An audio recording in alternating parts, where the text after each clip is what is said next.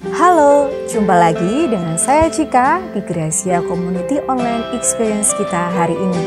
Senang sekali bisa menjumpai Anda semua pada hari ini dalam ibadah spesial Pentakosta. Terima kasih baik Anda yang Kristen maupun Anda yang bukan Kristen yang menyaksikan tayangan kami ini. Saya ucapkan selamat bergabung, semoga tayangan ini bisa bermanfaat untuk kita semua.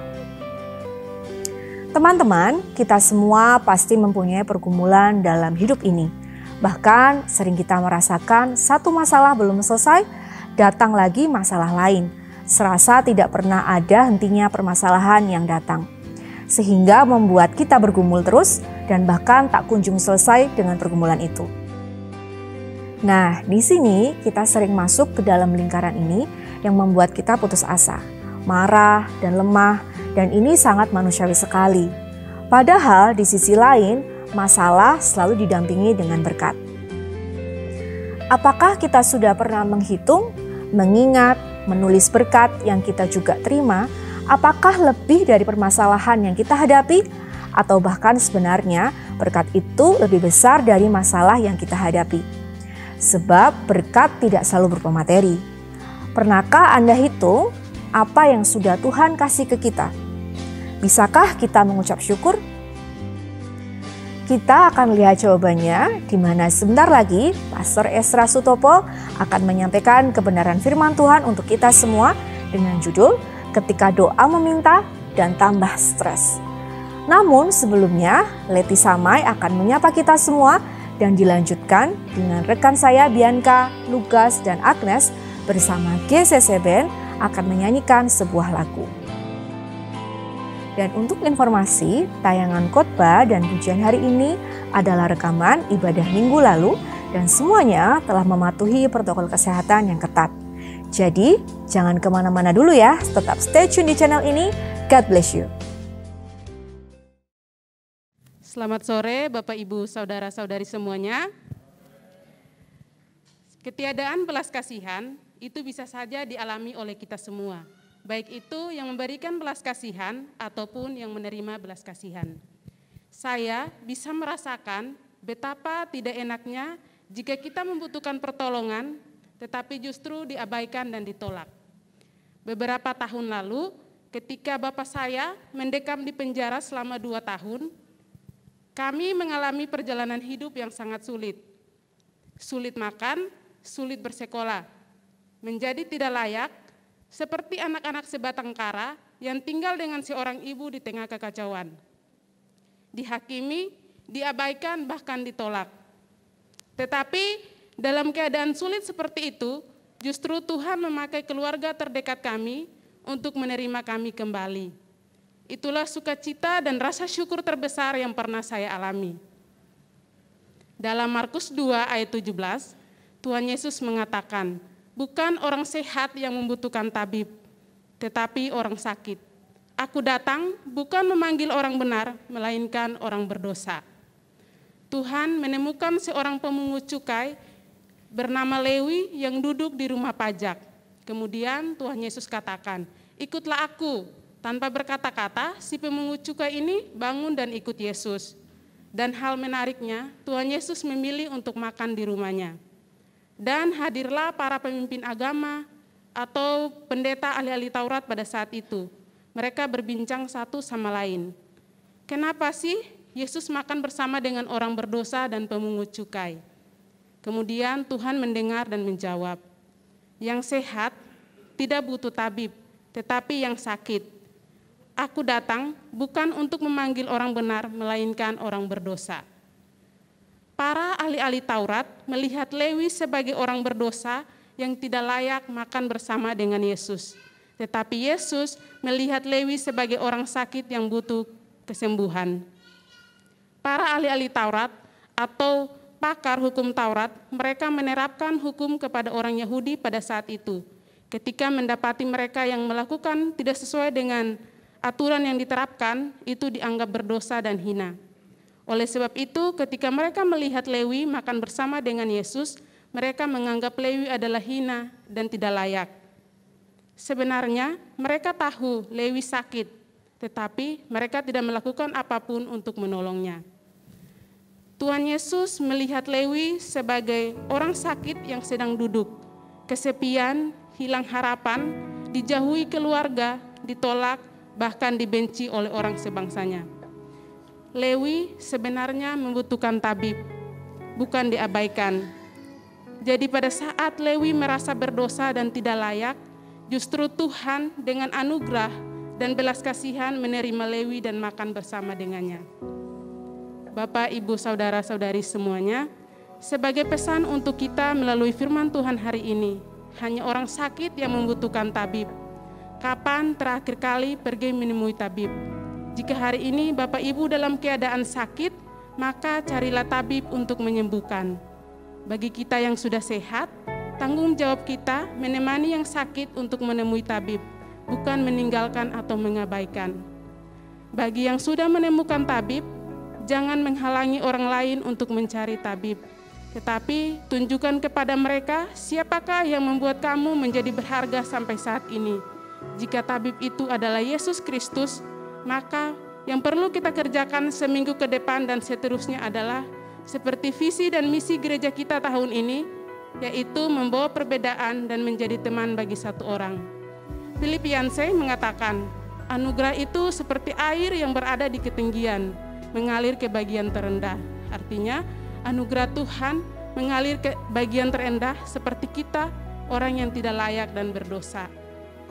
Bapak, Ibu, Saudara, kita yang berdosa telah dilayakkan oleh Tuhan Yesus. Maka dari itu, jadilah orang yang layak dan menjadi berkat bagi banyak orang. Sekian refleksi firman Tuhan yang saya sampaikan sore hari ini. Selamat menerima anugerah Tuhan. Tuhan Yesus memberkati kita semua. Kehidupan kita. Berapa banyak yang datang pada sore hari ini untuk siapa memuji dan memuliakan nama Tuhan, boleh lambaikan tangannya lebih tinggi lagi. Mari saya ajak cuma untuk bangkit berdiri, kita mau sama-sama memuliakan nama Tuhan.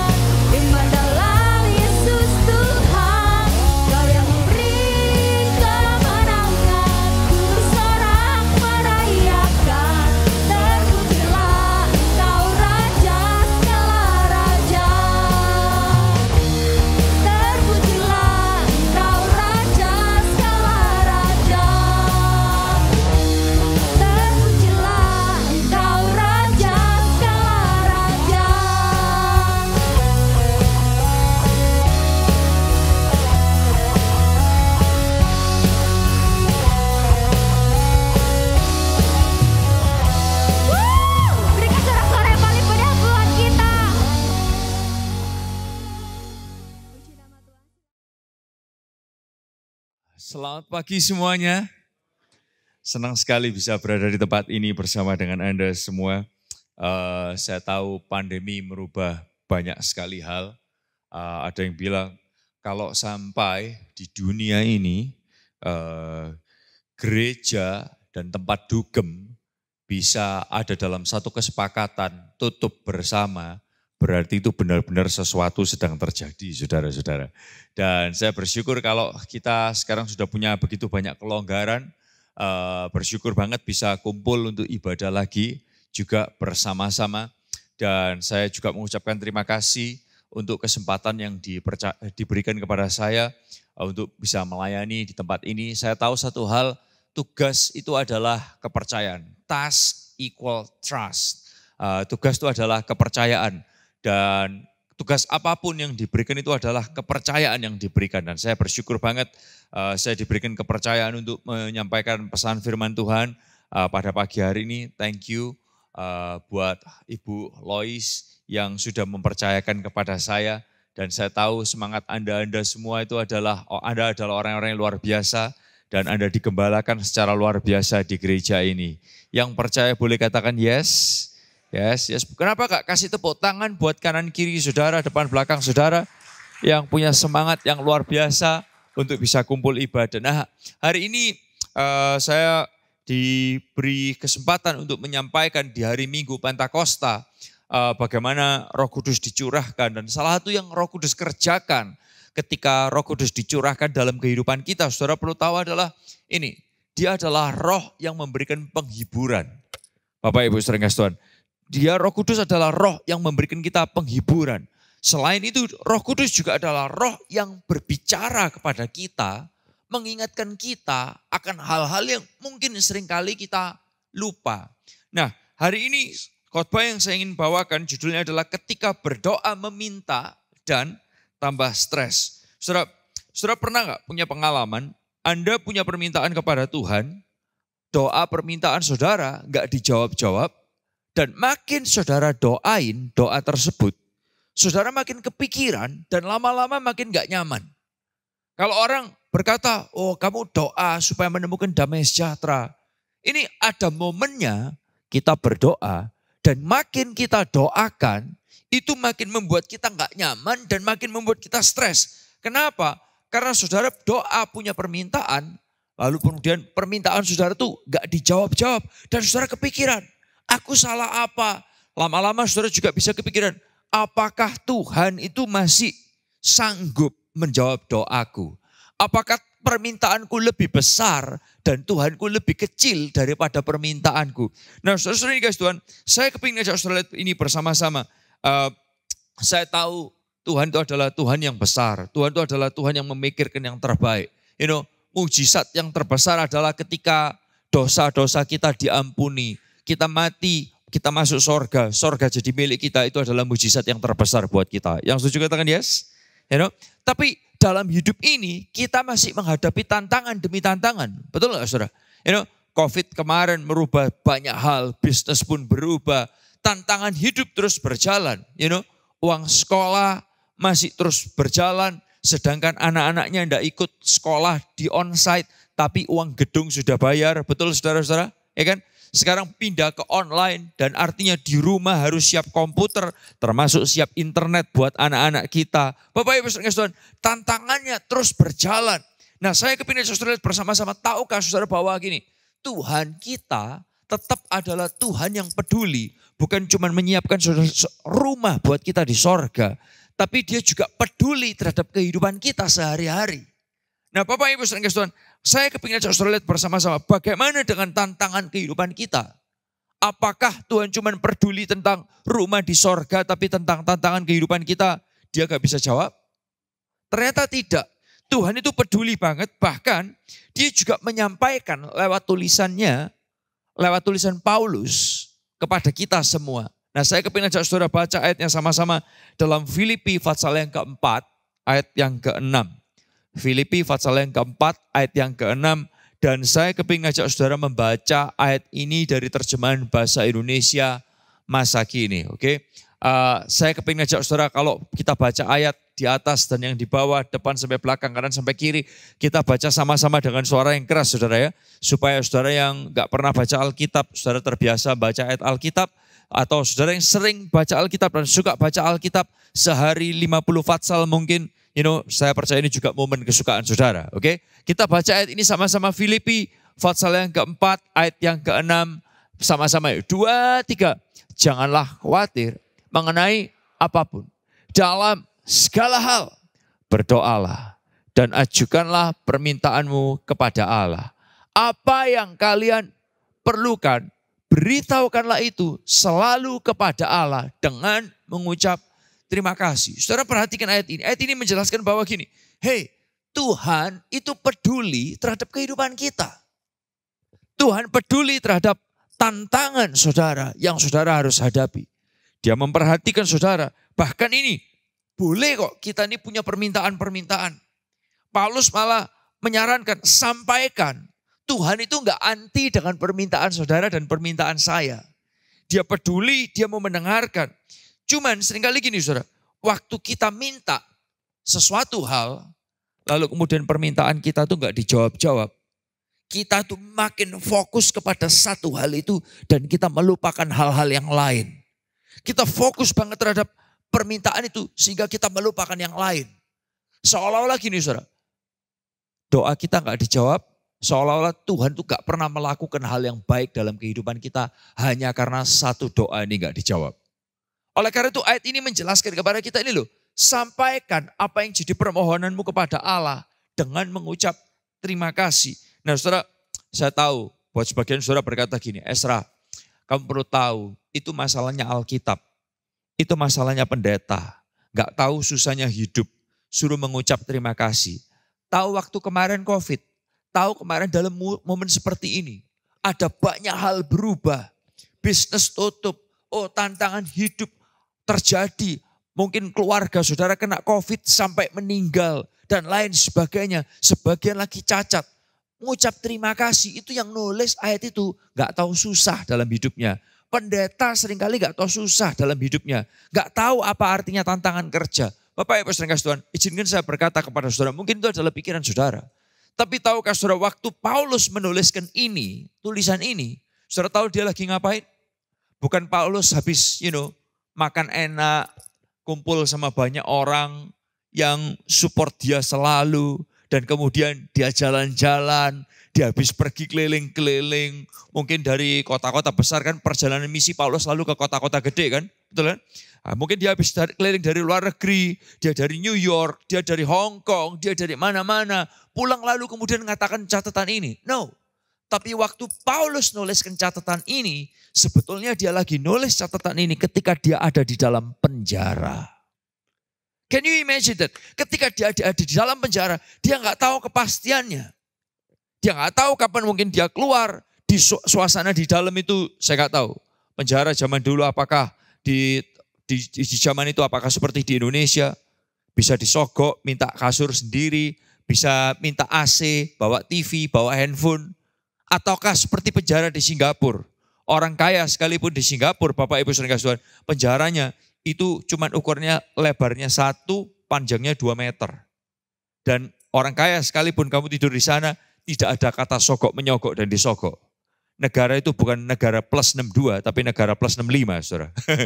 Bapak Ibu saudara Tuhan. So, saya yakin suasananya nggak nyaman banget buat Paulus. Ada di dalam penjara. Tapi ini yang Paulus katakan. Ini loh, ini yang dia katakan. Yang dia sampaikan adalah ini, jangan khawatir tentang apapun. Dalam segala hal berdoalah dan ajukanlah permintaanmu kepada Allah. Apa yang kalian perlukan, beritahukanlah itu selalu kepada Allah dengan mengucap terima kasih, dengan mengucap syukur. Tapi waktu dia ngomong ayat ini di ayat yang ke-6, ini yang keren saudara. Ngapain?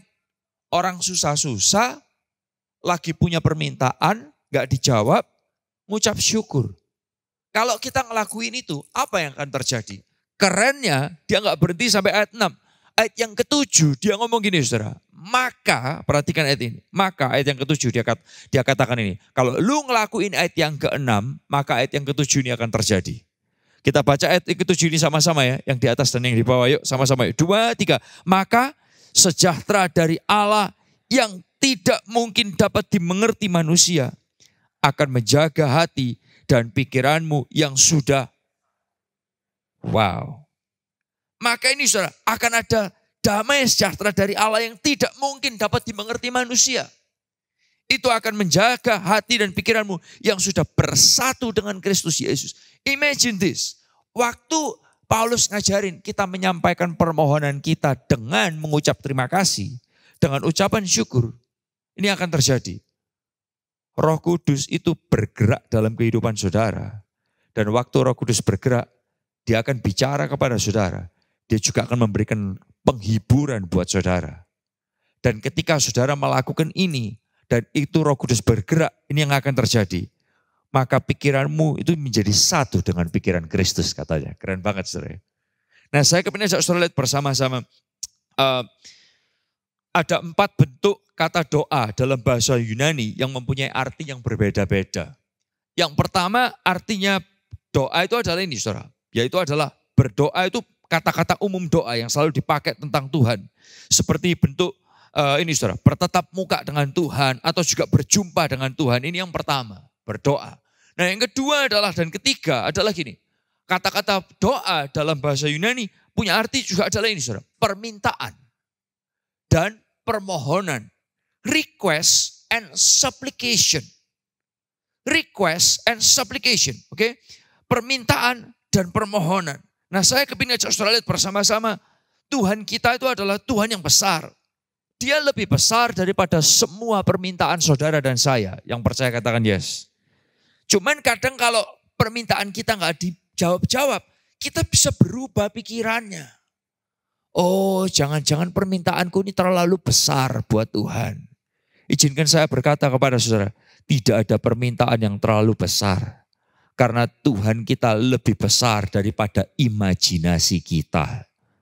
Oh yang percaya katakan amin. Tuhan kita lebih besar daripada tantangan hidup kita.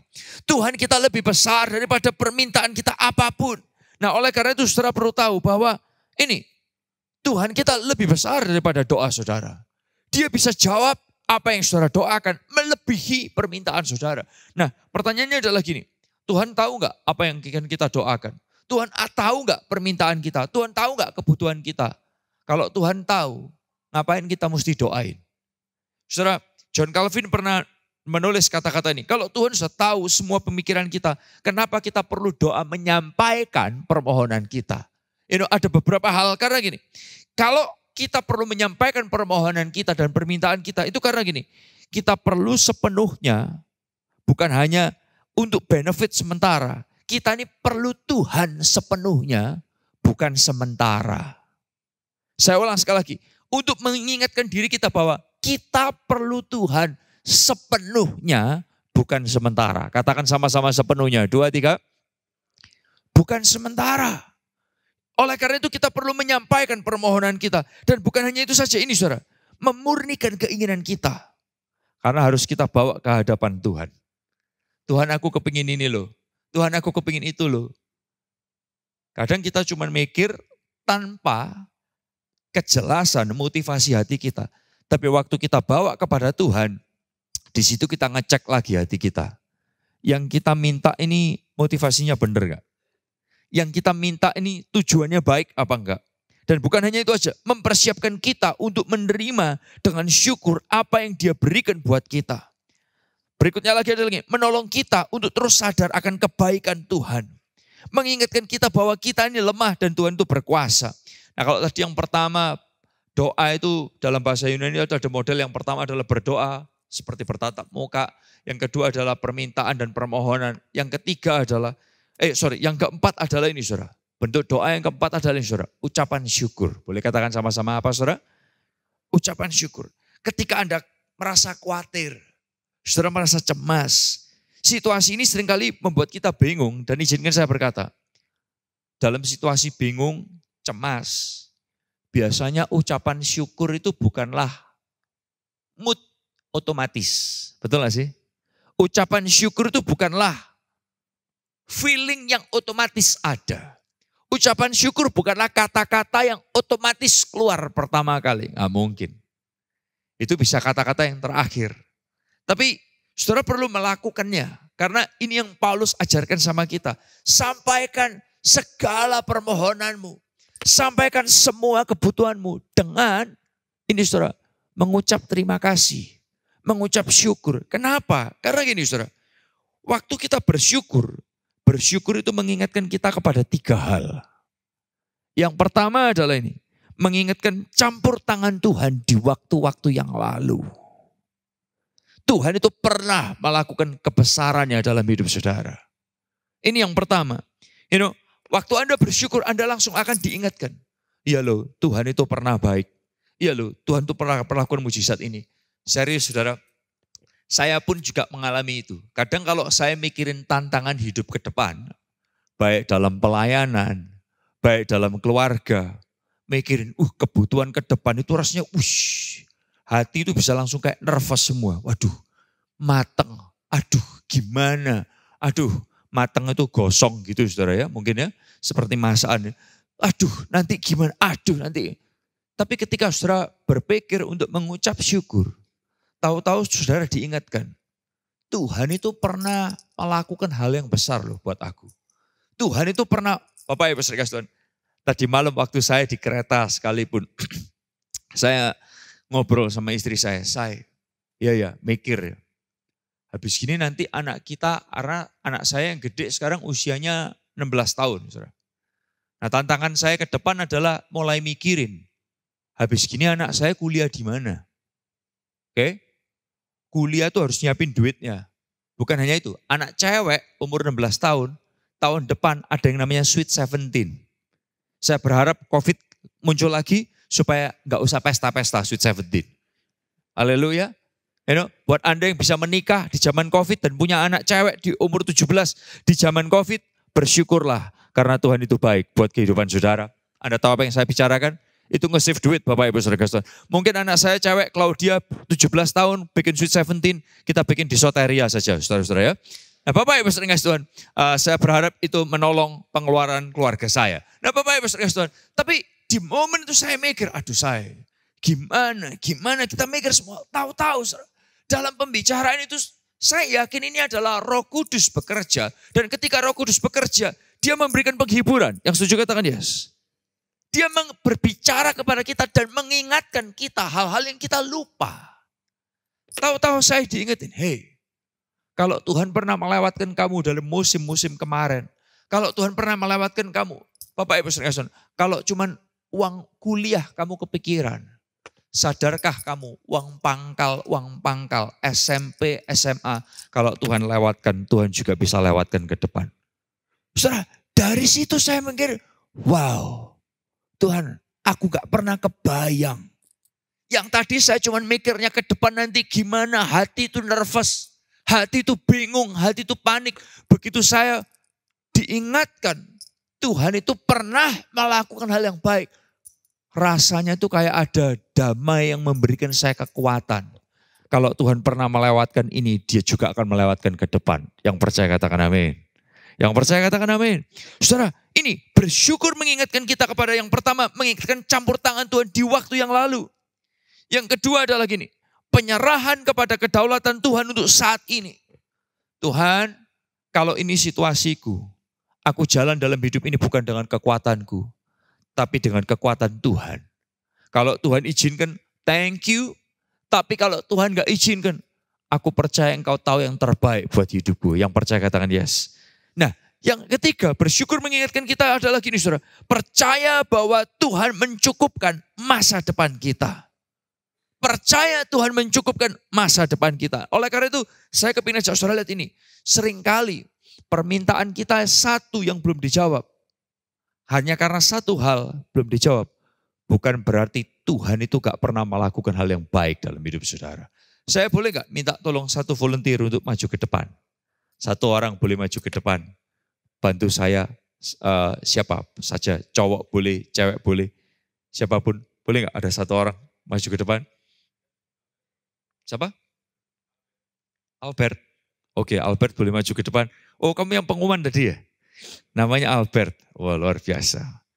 Masih single atau sudah menikah? Oh, sudah tentu single ya. Sudah tentu single. Wah, jomblo ya? Jomblo. Gak usah khawatir tentang kejombloanmu. Betul sekali. Karena jomblo itu hanyalah berkat yang tertunda. Wah. Oh, kasih tepuk tangan yang luar biasa. Kata-kata itu mahal, saudara. Jomblo itu hanyalah berkat yang tertunda. Itu lebih mahal daripada quote-nya tadi John Calvin. Oke, tolong catat Ezra Sutopo ya, jomblo itu. Kamu belum punya pacar? Belum punya pacar. Kamu waktu kemarin kelas 3 ambil apa? IPA atau IPS? Oh, kelas 2. Habis gini kelas 3. Wow, ambil apa? IPA, IPS? IPS. Oke, pinter anak ini. IPS itu adalah Ikatan Pelajar Spesial. Oke, anak spesial. Tapi aku kasih tahu kamu ya, kalau cari pacar cari anak IPA. Tahu kenapa? Karena bakteri aja diperhatiin, apalagi kamu. Wes. Catat itu baik-baik, mahal.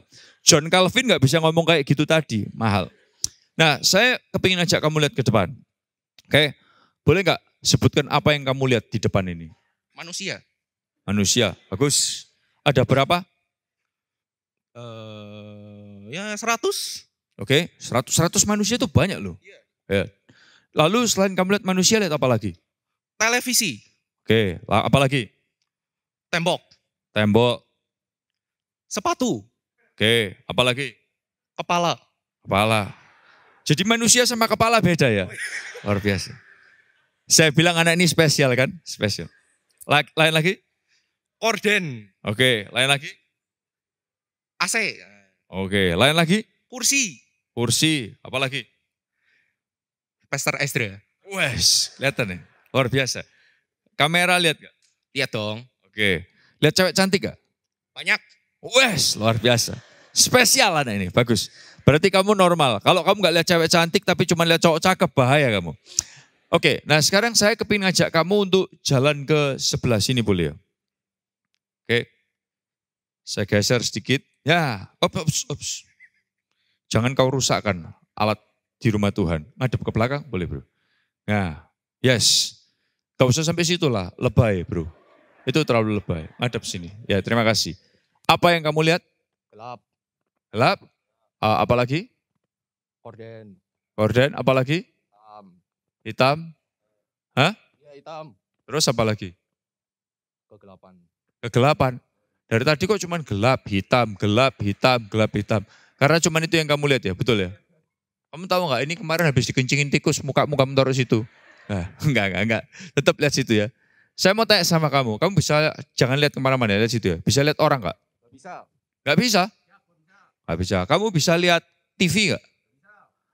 Bisa lihat korden nggak? Yang ada di sana yang warna putih, nggak kelihatan ya? Orang yang ada 100, kamu nggak kelihatan juga?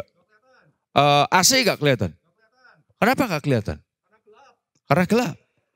Saudara, tahukah saudara, kenapa saya ilustrasikan ini? Karena ini yang terjadi. Ketika saudara punya doa permintaan tanpa mengucap syukur. Saudara hanya terfokuskan kepada permintaan yang belum dijawab. Sehingga saudara lupa bahwa Tuhan itu tetap mengerjakan hal-hal yang lain yang indah. Tapi kita bisa terlupakan, kita terbutakan hanya karena satu doa belum dijawab oleh Tuhan. Bapak Ibu Saudara, oleh karena itu ketika Paulus mengajarkan kepada kita, sampaikan semua permintaanmu dengan apa saudara? Mengucap terima kasih. Nah, kita juga perlu mengucap terima kasih sebelum dia pingsan di situ. Thank you ya bro, terima kasih. Kita kasih tepuk tangan dong buat dia. Bapak Ibu Saudara, ini yang perlu kita lakukan. Oleh karena itu Tuhan ngajarin kepada kita hari ini. Ini yang saya percaya ini merupakan karunia Roh Kudus. Kalau saudara bisa menata pikiran saudara. Ketika saudara menyampaikan permintaanmu, sampaikan dengan ucapan terima kasih. Nah Bapak Ibu Saudara, dan Ezra, Anda mungkin tanya, kalau aku menyampaikan permintaanku dengan mengucap terima kasih atau mengucap syukur, apakah itu garansi doaku akan dijawab? Belum tentu. Belum tentu, karena gini, ada doa yang dijawab langsung. Tapi juga ada yang doa yang bakal gini Tuhan ngomong, tunggu sebentar. Ada juga yang doa yang tunggu lama. Atau Tuhan juga mungkin akan ngomong sama saudara, doa itu mungkin gak akan dijawab. Tapi kita perlu tahu, kalau itu dijawab ataupun gak dijawab, bukan berarti Tuhan tidak melakukan perkaranya dalam kehidupan kita. Dia terus melakukan ada begitu banyak hal. Oleh karena itu pertanyaannya adalah gini saudara. Oke, thank you Ezra buat pesannya hari ini. Pertanyaannya adalah gini, keluar dari tempat ini, selesai dari sesi ini, apa yang dapat kita lakukan? Oke, what can we do? Saya kepingin ajak saudara melakukan simple kok, satu hal saja. Dan yang pagi ini akan kita lakukan bersama-sama. Saya kepingin kita ambil waktu untuk melakukan ini bersama-sama. Yang satu hal yang dapat saudara lakukan adalah ini. Buatlah list, tahu ya, list daftar. Daftar permohonan dan juga daftar ucapan syukur. Saudara, seringkali orang punya daftar permohonan doa. Daftar permohonan doa. Tapi dengerin saya, gak banyak orang punya daftar ucapan syukur. Nah saya mau tanya sama saudara, kenapa orang bikin daftar? Kenapa? Karena kita takut lupa. Makanya kita tulis daftarnya. 1, 2, 3, 4, 5, 6, 7. Kita takut kelupaan. Tapi seringkali yang dibuat daftar itu adalah permohonan. Tapi kita jarang orang bikin daftar ucapan syukur. Padahal yang Tuhan kerjakan dalam hidup kita itu banyak. Seperti yang tadi saudara kita lihat, banyak. Dan kita bisa lupa. Nah pada pagi hari ini, saya kepingin ngajak saudara lakuin ini sama-sama. Saya masih punya waktu 4 menit. Saya kepingin kasih saudara, Anda boleh, kalau saudara bawa catatan, Anda boleh keluarkan catatan saudara. Atau kalau Anda adalah orang yang gak terbiasa catatan, Anda bisa nyatat pakai handphone, monggo, silahkan. Boleh keluarkan handphone saudara. Dan saya ingin kasih saudara waktu 2 menit ke depan untuk mencatat list daftar ucapan syukur. 2 menit ke depan, ambil waktu 2 menit ke depan untuk nyatet. Tuhan itu pernah ngelakuin apa aja buat saudara. 2 menit ke depan. Dan saudara tulis satu persatu. Mungkin perkara besar, mungkin perkara yang kelihatannya biasa. Apapun itu. Saudara tuliskan satu demi satu. Kalau sudah saudara, saya tahu waktu kita nggak banyak, tapi list daftar ini saudara bisa tambahkan ketika saudara nanti pulang ke rumah. Atau mungkin nanti setelah saya cerita satu hal lagi, oke? Nah yang kedua adalah saya tahu saudara punya list permohonan doa, tapi let's skip that part. Anda bisa menuliskan list permohonan saudara ketika nanti saudara di rumah. Tapi saya kepingin ajak saudara lihat ini. Suatu ketika ada seorang namanya adalah Corrie ten Boom. Corrie ten Boom ini dia adalah anak pengusaha jewelry dan pembuat jam. Dan di mana dia harus menghadapi zaman Nazi, saudara. Nah dia dimasukkan ke dalam barak di Ravensburg. Nah di barak itu menyedihkan sekali. Baraknya itu modelnya seperti ini. Oke. Ranjangnya disusun sampai banyak dan orang cuma ditumpuk di sana. Nah yang menarik adalah gini saudara. Di barak tersebut itu kotor banget. Orang tinggal di sana, demikian juga orang buang kotoran di sana, mandi juga dalam satu ruangan itu jijik banget. Sampai gak ada pengawas yang mau ke situ. Nah, suatu ketika ada pengawas yang disuruh ngecek, kamu coba perhatikan si Corrie itu sama saudara-saudaranya. Coba perhatikan di barak tersebut kayak gimana. Gak ada yang mau pergi ke sana. Nah, saudara tahu apa yang terjadi? Kenapa kok gak ada yang mau pergi ke situ? Karena terlalu banyak kutu di sana. Terlalu banyak kutu, jijik banget. Nah, karena terlalu banyak kutu sehingga penjaga gak mau ke sana. Corrie sama saudaranya namanya adalah Betsy. Dia mempunyai keuntungan. Karena penjaga gak pernah datang. Saudara tahu apa yang dia lakukan? Dia ini ngajain orang untuk doa bareng-bareng. Kita di barak ini kita gak tahu nasib kita kayak gimana kan. Ayo kita doa bareng yuk. Dari 1 orang diajain 5 orang, diajain 10 orang ikut doa bareng dia 15 orang. Bapak Ibu Saudara, banyak orang jadi sering berdoa sama dia. Dari situ Kori sama Betsy mereka bisa cerita tentang Tuhan dan lain sebagainya. Selesai dari barak ini, mereka punya cerita. Ceritanya adalah gini, terima kasih buat kutu. What? Yes, terima kasih buat kutu. Adanya kutu kok diterima kasihin, kenapa? Karena banyak kutu. Pengawas gak pernah ngecek mereka. Dan mereka punya freedom, kemerdekaan. Untuk bisa ngajak orang ngalamin Tuhan secara pribadi. Saudara, ada banyak hal yang Tuhan kerjakan dalam kehidupan kita. Yang kita bisa mengucap syukur atasnya. Kelihatannya kecil, kelihatannya sepele. Tapi kalau saudara bisa mensyukurinya, perhatikan. Saya tahu kata-kata ini mungkin gak ada di PowerPoint. Ucapan syukur itu membuat hal besar Tuhan jadi nyata dalam kehidupan kita. Hati yang tidak mengucap syukur membuat kebesaran Tuhan itu seolah-olah tidak ada. Tapi mengucap syukur itu membuat kebesaran Tuhan itu jadi nyata atas kehidupan kita. Sebelum saya tutup terakhir, saya kepingin ajak saudara nyanyi sebuah lagu. Lagu ini mungkin baru. Lagu ini kita rilis di, I think it was awal tahun 2022 ini. Lagu ini punya cerita. Ceritanya adalah gini. Saya punya adik namanya Elisheba. Elisheba dan Max, suaminya. Mereka tuh suatu ketika, mereka kepingin punya anak. Karena setelah mereka nunggu, mereka kepingin punya anak, gak bisa-bisa. Mereka pergi ke dokter di Jakarta, mereka cek. Ternyata dokter bilang, wah kamu susah untuk punya anak ini. Karena ada bla bla bla, saya nggak ingat detailnya. Dan dokter bilang kamu harus operasi. Operasi itu ngeluarin duit ratusan juta. Setelah operasi kamu harus program. Program itu bakal another ratusan juta. Nah, Bapak Ibu saudara sekalian, mereka keluar dari dokter dengan hati yang sangat sedih sekali. Mereka balik ke Surabaya, lalu kemudian mereka masih berpikir, mereka masih menyiapkan untuk operasi, untuk program dan lain sebagainya. Mereka sudah punya perencanaan, semua harus dirubah semua.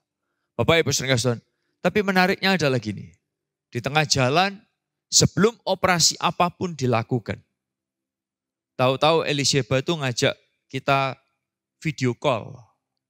Dia mau ngomong sesuatu. Apa? Kita ini bingung. Ternyata dia ngabarin. Tuhan lakukan mujizat buat dia. Dia dinyatakan positif hamil, saudara-saudara.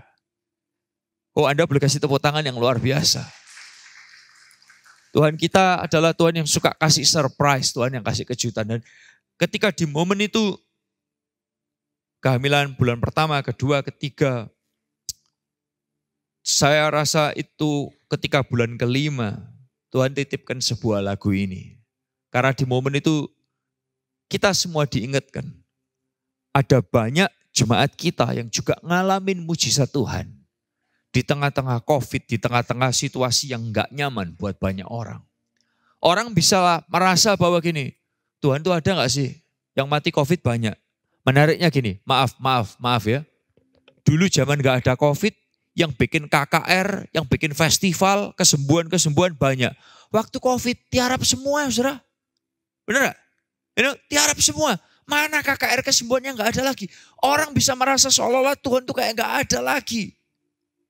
Tapi di momen itu kita diingatkan, Tuhan itu bukan berarti berhenti. Dia terus masih melakukan perkara besarnya. Dan ada satu lagu ini yang saya berharap lagu ini boleh bicara buat saudara-saudara semua. Dan lagu ini boleh mengingatkan kita. Tuhan itu adalah Tuhan yang pernah melakukan mujizat. Dia bisa lakukan mujizat. Dan dia terus akan melakukan mujizatnya buat saudara dan saya. Kita nyanyikan lagu ini bersama. Oh, kasih tepuk tangan yang luar biasa buat Tuhan kita.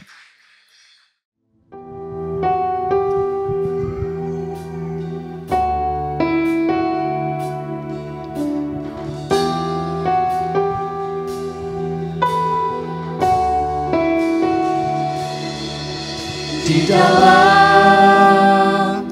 kelemahanku sempurna kuasa-Mu. Hebatnya tantanganku, lebih hebat Tuhanku. Ku berserah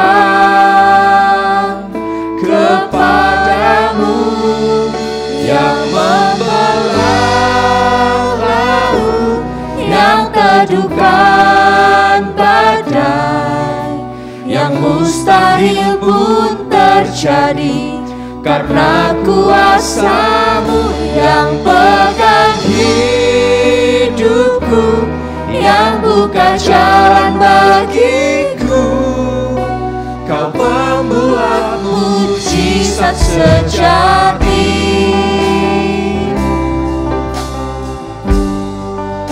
Nyanyikan lagu ini bersama.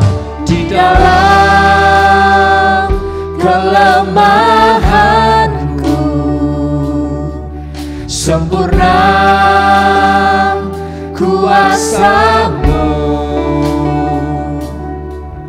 Hebatnya tantanganku, lebih hebat Tuhanku.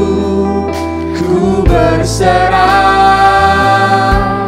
kepadamu. Mari kita bagi berdiri bersama. Yang membelah laut, yang teduhkan badai, yang mustahil pun terjadi karena kuasa-Mu yang pegang hidupku, yang buka jalan bagiku.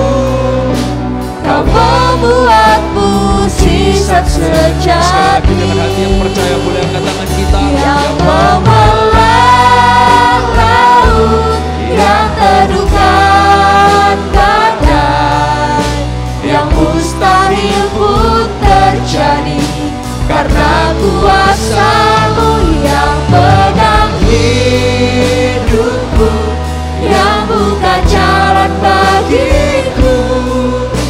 Kau membuat mujizat sejati. Yang percaya yang membelah laut, yang membelah laut, yang teduhkan badai, yang mustahil pun terjadi karena kuasa-Mu yang pegang hidupku, yang buka jalan bagiku.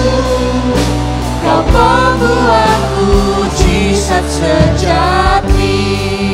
Kau pembuat mujizat sejati. Kau pembuat mujizat sejati. Sebutkan. Kau pembuat mujizat sejati. Yes, God. Kami bersyukur kami punya Tuhan yang mendengarkan seruan doa kami. Terima kasih buat firman-Mu yang mengingatkan kami. Di hari Pentakosta, Roh Kudus-Mu dicurahkan. Roh Kudus-Mu itu adalah roh yang memberi penghiburan. Roh Kudus-Mu adalah roh yang berbicara dan mengingatkan kami, Engkau adalah Tuhan yang besar buat kami semua. Terima kasih Tuhan, ingatkan kami terus setiap hari kami ketika kami berdoa. Kami perlu selalu punya banyak ucapan syukur. Selain kami juga punya permohonan doa.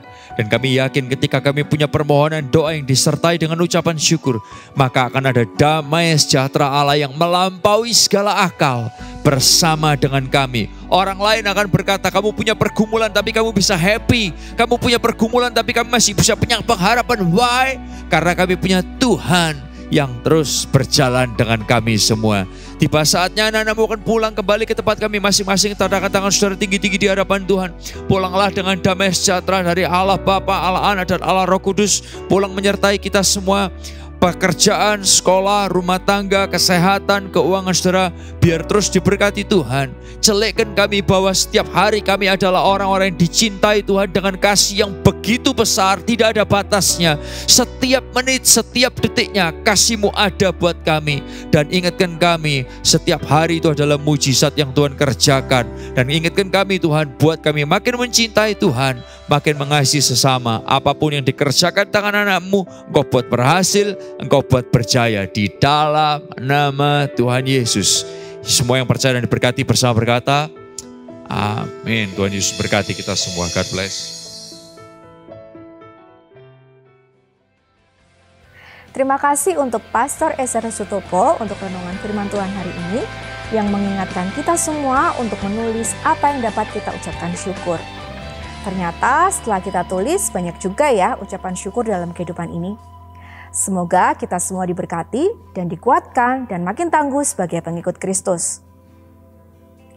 Terima kasih juga untuk semua rekan-rekan tim GCC Purwokerto, Anda semua luar biasa. Saya juga bersyukur dan bangga bisa ada dalam tim GCC Purwokerto. Salam kompak selalu ya guys.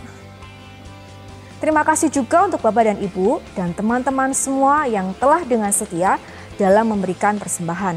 Sehingga program GCC Purwokerto bisa berjalan dengan baik dan bisa menjadi reflektor terang Tuhan.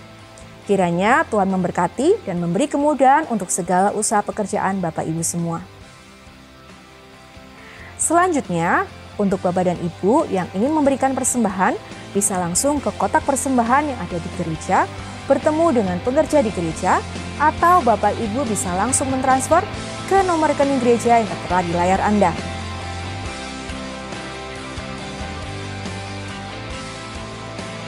Teman-teman, walau pandemi sudah mereda, tapi mari tetap kita patuhi protokol kesehatan yang ada, yaitu dengan menggunakan masker saat berada di ruang tertutup atau di angkutan umum, cuci tangan dengan menggunakan sabun dan hindari kerumunan. Lindungi diri Anda, keluarga, dan Indonesia. Saya Cika, sampai jumpa lagi di Online Experience kita Jumat depan. Salam sehat, Tuhan Yesus memberkati.